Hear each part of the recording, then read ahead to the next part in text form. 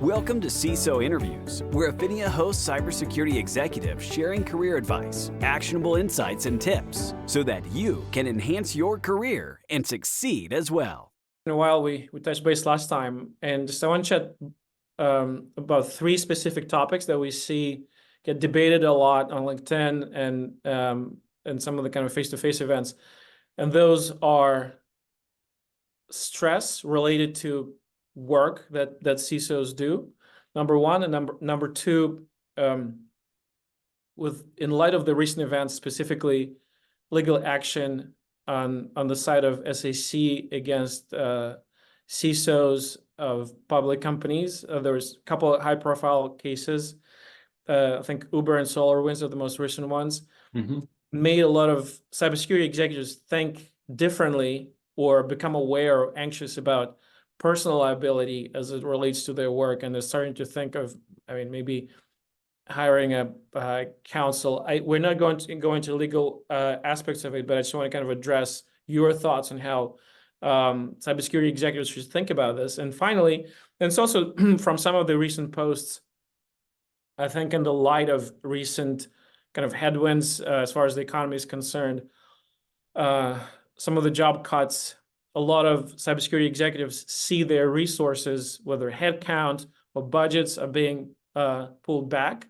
But the expectations, whether from the operational perspective or from communication with CEO, president, board, regulatory frameworks, they're heightened. So a lot of executives are tasked with doing way more with way less. And I'm just wondering what your suggestions and kind of best practices would be to handle that kind of environment. So those are kind of the three main topics, Sure. and I'd love to get your perspective. Maybe we'll just start with stress.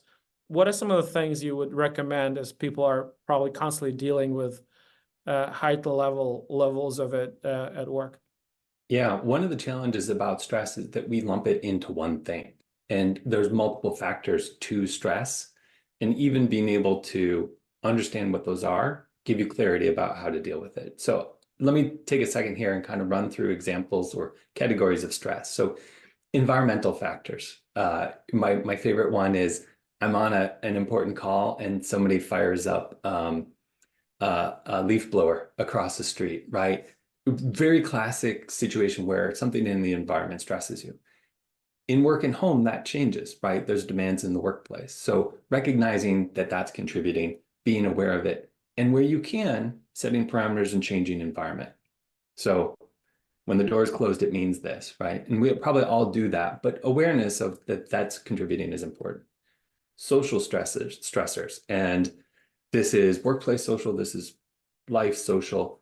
Those can also add to the background noise of your stress. And so when you show up at work, in your role, which is a high demand role, and you bring that's going to make workplace stress harder to deal with. There's psychological stressors, which we'll go into a little bit more detail in a minute, but uncertainty, lack of control, and surprises, which is like the space CISOs deal with, those contribute to stress. Most of the time it's you stress, the EU stress, the positive stress, but it can flip real quick, especially if you don't have capacity for more stress. Physiological stressors, not being taking care of yourself, eating poorly, letting yourself trip up in that space where, the body is the source for where you deal from everything, including mental, emotional stuff. And if you don't have good sleep or you're eating poorly, that makes everything harder. And then life change stressors, and we'll talk a little bit about strategies around this. This is like births, deaths, weddings, divorces. Those things happen. They also contribute. And so there's specific strategies there. So addressing stress, there's a couple different ways to do this. You can problem solve. This is where most of us go. Well, if I do this differently, or if I do this thing and not that thing, it'll reduce my stress, or I'll take this thing off my plate. We're pretty familiar with that. I won't go into too much detail there. Another one is seeking accommodation, especially with life changes. Having that explicit conversation. Hey, we're moving. Hey, we're buying a new house. Hey, I just found out that we're pregnant.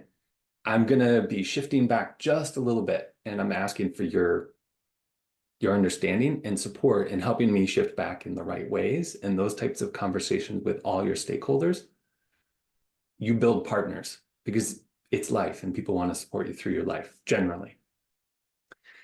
You can reframe the situation, and we'll talk more about this in terms of personal liability. And then physiological techniques, meditation, yoga, exercise are all things that help you physically deal with stress better. So recognizing where the stressors are coming from and the mix of stressors for you, and then applying specific techniques that will work for you in that situation or for your overall stress is how you deal with the effects of stress and, to a certain extent, the sources. So moving into the psychological stressors, the uncertainty, loss, lack of control, and surprises.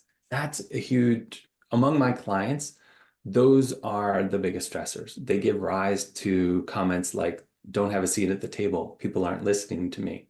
I ask for feedback and I don't get it. I'm not sure people understand what my job is. Those are all significant workplace stressors that can be addressed partially through having good conversations with your stakeholders. Those conversations around uncertainty can include conversations around what's expected. Having a conversation with your boss saying, hey, this is what I think my job is, and this is where I'm leaning in. Is that what you understand my job to be? So that there isn't this unspoken, supposed understanding of what the work is. It becomes explicit and negotiated. Even talking about what will happen if something happens down the road. So, vulnerability management isn't working, or a project fails or something. Laying out what you plan to do and how you plan to address those, especially things not under your control, shares the burden with those you're communicating with, to come up with a solution if that does happen, and puts them on notice for the impact. A big area that affects CISOs are lack of control. We don't control most of our outcomes. We have very little control over technology in most cases, unless you're a CISO/CTO or CISO/CIO, which happens. Most of what impacts your ability to operate is not under your direct control. Of course, that's a huge stress. The way not to address that is to take on more responsibility. It's to have conversations about how the responsibilities are shared with both the people it's shared with and your leaders, so that they understand who you're counting on and what's being done and what's not.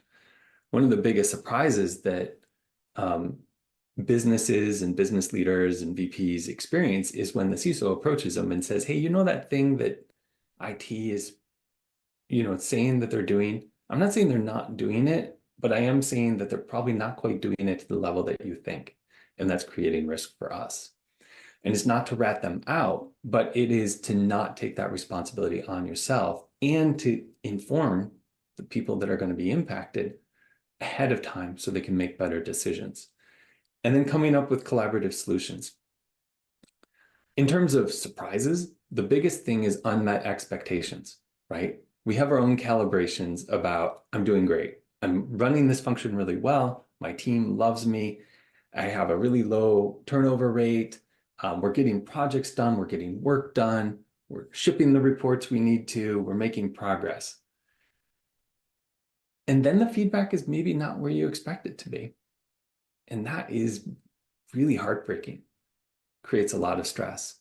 So the things I mentioned earlier about communicating around expectations, about negotiating where you don't have control, helps calibrate your expectations against those that are evaluating you, so that you can come to a common set of measures, so that you're not disappointed when you think you busted your ass, pardon my French, for a year or several years, and then it turns out people are like, meh, you did all right.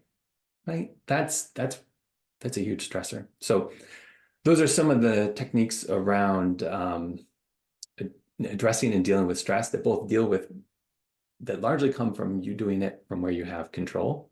Mm-hmm. And that's control over your communication, expectation setting, calibration, and control over your own body and circumstances to better support your ability to be resilient in the face of stress. This episode is brought to you by Afinia, a community where 2,000 CISOs and other senior executives network, learn, and succeed together. To apply for your complimentary membership, please visit www.afinia.com or click the link in the show notes. Now, back to the show.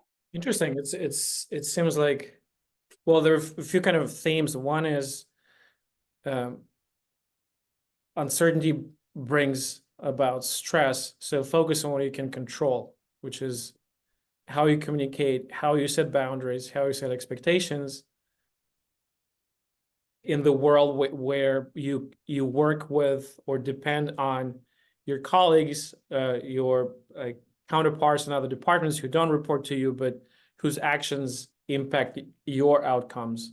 In addition to, obviously, threat actors who may completely mess up your day, going back to control, right? So you may have a best laid out plans for the week, and then there is an active breach and everything goes away, and it just all hands on deck 24/7.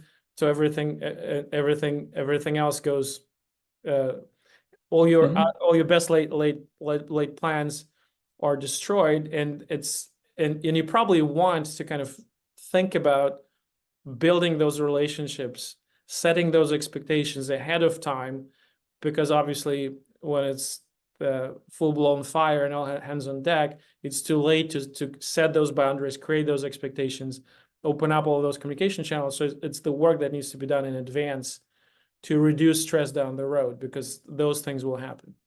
Yeah. That's another area, just, incident response is a great place to talk about seeking accommodation ahead of time.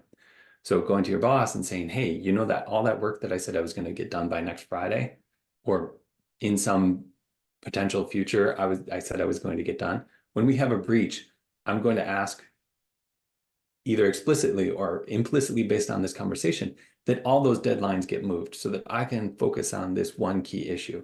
And here's what I'm going to ask my team to step into. So you're going to have different attendance at various meetings, and some things are just going to stop. And here's my plan.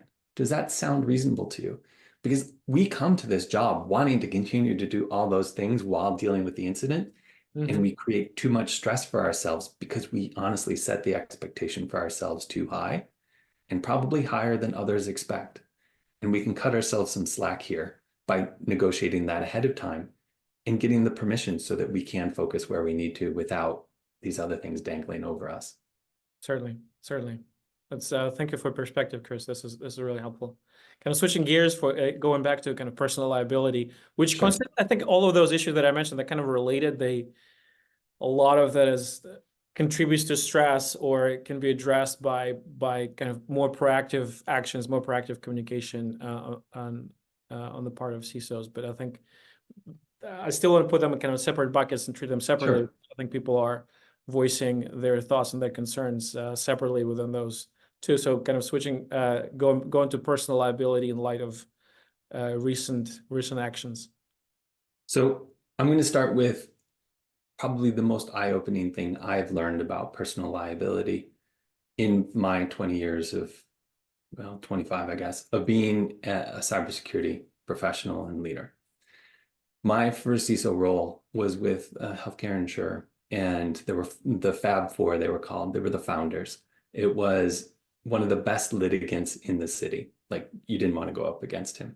Chief legal counsel, a remarkable CFO, a great just all-around founder.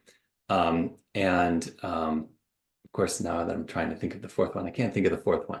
But I worked extensively with this litigant, this famous across the town guy. And he said, the way to approach this is to think about the man on the street. Take away everything about the situation and simplify it as simply as you can. We can take the cases of some of the recent incidents like SolarWinds. Based on what we know, and we don't have a full picture, the SolarWinds CISO essentially said to leadership, we could have a problem if this happens. Not a lot of specifics, didn't invoke the consultations that the CISO may or may not have had with others in the business. And it was very nondescript. It was no call to action, and there was no specific decisions made around the circumstances that led to the breach. Describe that to man on the street, and man on the street says, well, it didn't sound like the CISO did much. Now let's paint a different picture. The CISO describes the situation to a variety of people. They weigh in. They tell the CISO what the consequences are. The CISO brings it explicitly to any type of committee, a team, somebody that has decision authority, or asks for somebody to invoke a decision authority or use their decision authority over the circumstances, which is honestly beyond the CISO's scope of impact, and make a corporate decision that's well-informed, well thought through, and that the company has designed criteria for or landed on criteria for. Man on the street says, well, yeah, the company decided, it wasn't the CISO. Those are wildly different things. So some of the things we talked about, talking to others, getting their input, and very explicitly thinking through what would it take for me to not be at fault if this had to be described in a few sentences, and it's usually involving others. And when we think about legal context as well, and I'm not a lawyer, but the corporate shield operates when the company makes a decision. The corporate shield fails when an individual makes a decision in isolation without consulting others. So the man on the street and the corporate shield combined compel or should compel us to go a specific direction, which is involve others in the decision process through a well-informed, reasonably thought out process. It's very interesting. I think the key point that you just made is that if it's a corporate decision, that the corporate shield protects the corporation, and obviously corporations have legal counsels and general counsels in-house and law firms and retainer that cover some of those outcomes. But if it's a person that's making a personal decision, it's a lot easier for corporation to decide to make someone a fall guy and just let someone take the blame. And we often see some of the turnover caused by, I know, whether it's very publicized breaches, the CISO usually one of the first person to get cut, and it's I cannot even imagine what the job search prospects are like for someone. It's still a small industry after an event like this. I would take that a step further and say, it's not that corporations are creating a fall guy. Let's say we're going on a short bike ride through the forest, and I know the forest, and I don't tell you that there's several sinkholes that you have to watch out for. I literally don't tell you, and you're riding and you fall into a sinkhole. If you blame me, is that appropriate or inappropriate? I mean, you straight up knew, you straight up didn't explain it in understandable terms. Heck, you didn't even mention it. I think it's probably on me for not advising you. I think it's a good analogy. I think it's very interesting perspective. I think it's put a lot of things in the view, and I think it will help. I'm certainly hoping it will help some of our listeners to make better choices in terms of how they structure their communication and how they prioritize what problems to bring others in on, to make sure it's not one person making a decision and making a judgment call, and it could be it's a lot of those things. It's kind of it's a matter of prioritization, also making it socializing the decision making and involving not just department heads, but probably kind of senior management and in some cases maybe even the board, to make sure that everyone is aware of the thought process, the prioritization, potential outcomes. So it's a organization is taking this decision collectively rather than one person making a judgment call and not telling anyone about it. I would suggest that up is not as important as across. If it's very hard to get time with the CEO, or sometimes the COO, or the chief product officer, chief revenue officer, any number of those super key decision makers. But if you go across and there's 5 people involved and they report to the CFO or the chief revenue officer or whomever, you've created a situation where there was a collaboration. Now you might collectively decide we need to raise it up, but still going to peers shares the responsibility. This episode is brought to you by Afinia, a community where 2,000 CISOs and other senior executives network, learn, and succeed together. To apply for your complimentary membership, please visit www.afinia.com or click the link in the show notes. Now, back to the show. Absolutely. Absolutely. Awesome. And the last topic of the last point that people bring up about doing more with less or doing a lot more with a lot less. What are some of the frameworks or some of the approaches you think would be relevant in addressing that? Yeah, so the resource allocation that you get is predicated on the way you calibrate expectations. So when I say expectations, you can slice this up different ways, but I'm talking about through communication, consultation, consensus building, and solution collaboration. So under communication, it's around like statement of intent or general intent. Like my intent is to help the company see where its risk is, versus my intent is to make sure everything's secure. Very wildly different intents. My vision is that we're going to be the world leaders in our industry for security, versus my vision is for us to be prepared for anything that may happen to minimize the consequences. Wildly different vision. Communicating those things help you and others calibrate to what you're trying to achieve and the underlying foundations for how you're going to go about it. Next layer is consultation. Here's my ideas for how we can do this. And those ideas include, I think cybersecurity owns this bit, and I think IT and others, or the business, or this business process, or whatever, owns this bit. And my thinking on it is, we're more effective and efficient if this set of things happens within a process versus me coming over top and just continually reporting on how it's failing. For example, consensus is, okay, we have a process, we have a criteria. It's a little bit going back to the conversation around what's okay and what's not for the business. But I'm going to take these decisions off your plate based on the process and criteria that we described, and only if it's an exception will I come to you. That is a way of sort of saying, hey, you gave me the power to go out and hire several people, or that is the way where you said, you told me that the process to decide who does this is X, and these are the criteria, it met the criteria. So I told IT they needed to hire 2 people. They didn't do that. And then on collaboration, it's scoping, problem framing, which kind of goes back to I'm going to secure the company versus I'm going to help you understand where risks are. And this is one that's often missed, right? People need artifacts to connect to. When the business asks for a strategy or a plan or an approach or an architecture or any number of these other things, what they are indirectly asking you for is collaboration. And the purpose of creating those documents is to set expectations and come to an understanding and set expectations about who's doing what and how things will be done.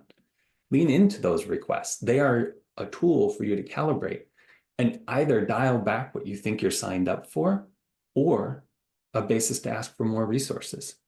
It doesn't just happen by showing up and saying, hey, I need 2 more people. Nobody believes that.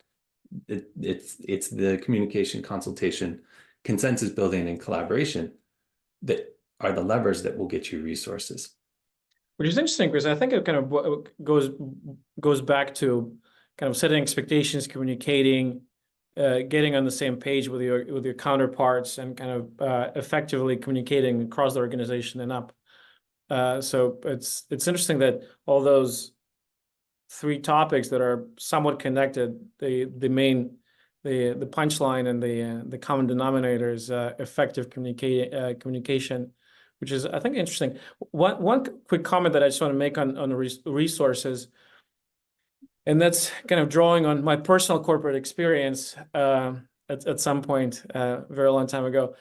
It seems organizations in general, they think differently about activities that are business related, or let's call them revenue centers or profit centers, versus activities that they view as cost centers. So for example, if something is sales related or marketing related, they think organizations think about themselves collectively as activities that produce financial outcomes, and they tend to get funded and they tend to get resourced. Something like, IT or HR is perceived as enabling function rather than for revenue generating function, and as a result, oftentimes, for better or worse, they're the first ones to get cut, first ones to get resources pulled away from.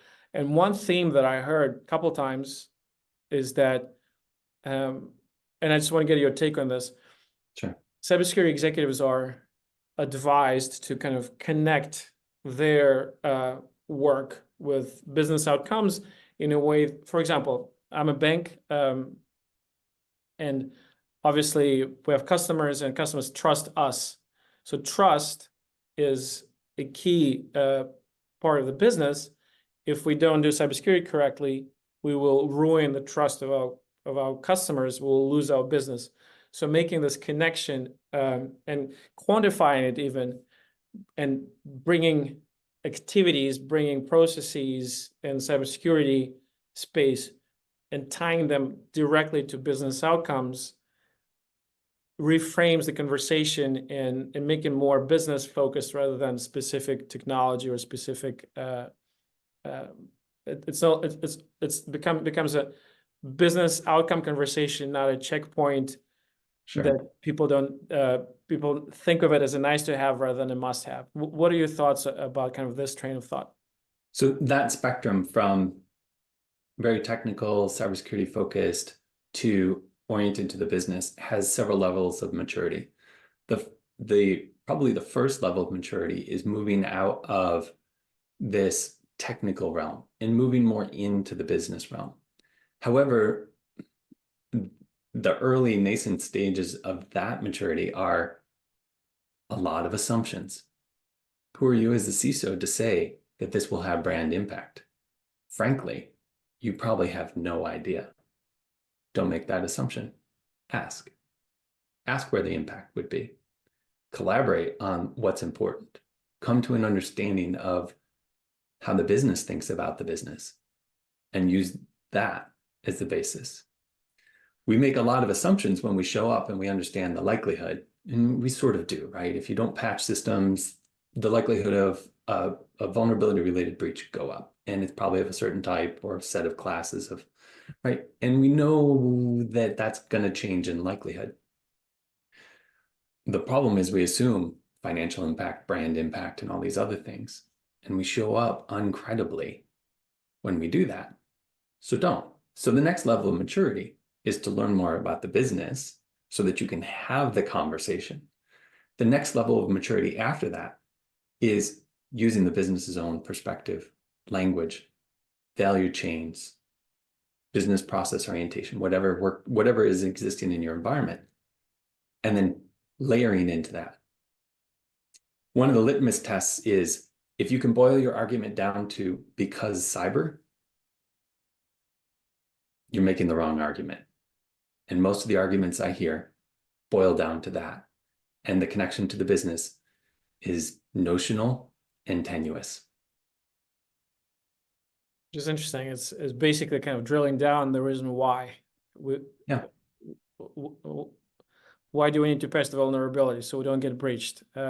Why do we need to do something about so that we don't get breached, so that the customer data doesn't get pilfered? So why? So that the customers don't see their social security numbers on the dark web and they get identity theft issues. So why? So that they don't trust you and they take their business somewhere else. Oh, okay. So that's the drill down into why, kind of get to the real reason why. The way we do things, the way we do them is so that we protect our business and our customers trust us and they tell their friends. And it's a virtuous circle, and we are integral part of that. And it's communicated across the board, and it's part of the trust is part of the brand. which is separate conversation probably. It's Yeah. but it's interesting how things are connected and how a lot of things have this common denominator of communicating, setting the framework, setting expectations, and collaborating, not doing things in silos. This That was 5 whys, if I have just another minute, that 5 whys practice can be extremely valuable. The 2 criterion I would say that you've met, because the number of whys is variable. 1, there's no component of cybersecurity or your stake in it in the answer that was arrived at. And 2, that the business said the why, not you. If you hit those 2 criteria, you've progressed significantly along that communication maturity spectrum. awesome. Chris, thank you so much for your time. This was incredibly informative, and I can't wait for our next session. And looking forward to whether it's in real life in some of the conferences, or I'm sure we'll find some ways to meet face to face. Great, appreciate it, Misha. Always a pleasure talking with you and reaching more people with how they can have less stress and have more fun with their work. So Absolutely. appreciate it. Thank you so much. If you liked this episode, please subscribe to this channel and visit Aphinia.com for more information about your complimentary membership, or click the link in the show notes.